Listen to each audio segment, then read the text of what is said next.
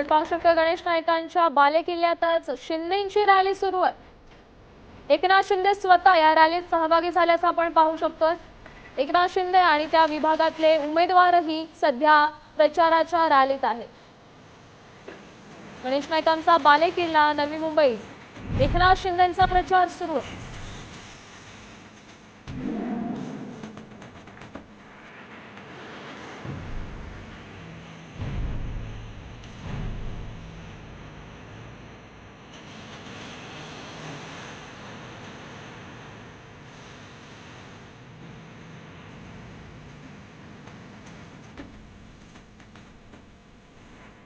या संदर्भात अधिकची माहिती देत आहेत आपले प्रतिनिधी विकास मिरगणे। विकास, काय सांगाल, सध्या एकनाथ शिंदेची नवी मुंबईत रॅली सुरू आहे, काय राजकीय वातावरण?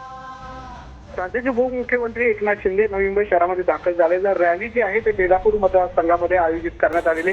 तसेच 2 दिवसापूर्वी ऐरोली मतदारसंघामध्ये गणेश नाईकांच्या मतदारसंघात आयोजित करण्यात आली होती। आता मंदा म्हात्रे यांच्या मतदारसंघामध्ये आयोजित करण्यात आलेले, त्यामुळे रॅली मोठ्या संख्येने आहे। यामध्ये मतदारांना आकर्षित करण्यासाठी शिवसेनेच्या माध्यमातून प्रयत्न करताना येतोय।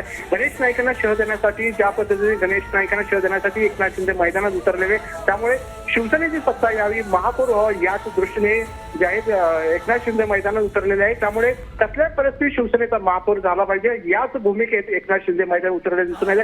त्यामुळे गणेश नाईकांना शह कसा द्यायचा याचा दृष्टिकोन जे आहे एकनाथ शिंदेने राजकारण केलेलं आपल्याला पाहायला मिळत आहे। नक्कीच धन्यवाद विकास, दिलेल्या या सविस्तर अपडेटसाठी। आपण पाहू शकतो एकनाथ शिंदे स्वतः या रॅलीमध्ये सहभागी झालेले आहेत।